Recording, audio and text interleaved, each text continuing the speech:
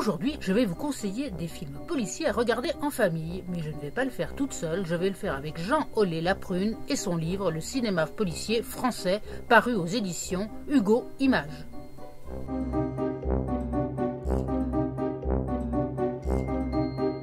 La bonne année de Claude Lelouch, quel film merveilleux, quel feel-good movie. Un film si fort, si drôle, si réussi que Stanley Kubrick le montrait à ses acteurs au moment de leur proposer ou de leur faire jouer un film. Si ça vous suffit pas comme recommandation, là je ne sais plus quoi vous dire.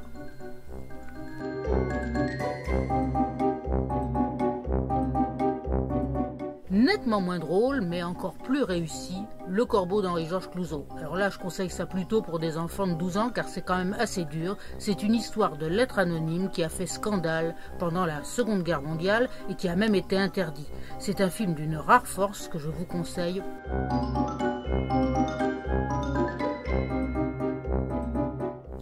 Jean-Pierre Mariel, au meilleur de sa forme, dans Les mois d'avril, son meurtrier de Laurent Henneman. Ça, c'est du cinéma fort, ça, c'est du cinéma noir. Alors, soyons clairs, là aussi, ce n'est pas un film pour les petits-enfants, car c'est très, très sombre. Mais si vous voulez initier votre famille et vous-même au film noir, c'est une excellente recommandation.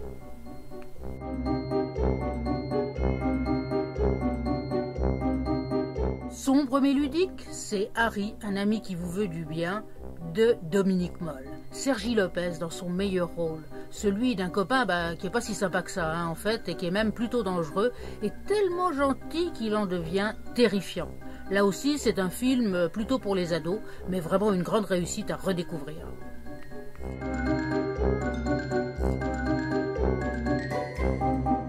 Envie de découvrir comment fonctionne la police française, l'affaire Esquin de Frédéric Tellier est le film pour vous. Ça plonge dans l'affaire Guy Georges, le premier tueur en série ou déclaré comme tel en France. C'est un film extrêmement documenté, extrêmement bien fait, sans scène de violence, mais quand même assez dur à voir absolument. Pour en savoir plus sur le cinéma policier français, je vous recommande chaleureusement le livre de Jean Ollet-Laprune qui vous apprendra plein de choses avec de nombreuses anecdotes et qui vous donnera envie de voir plein de films.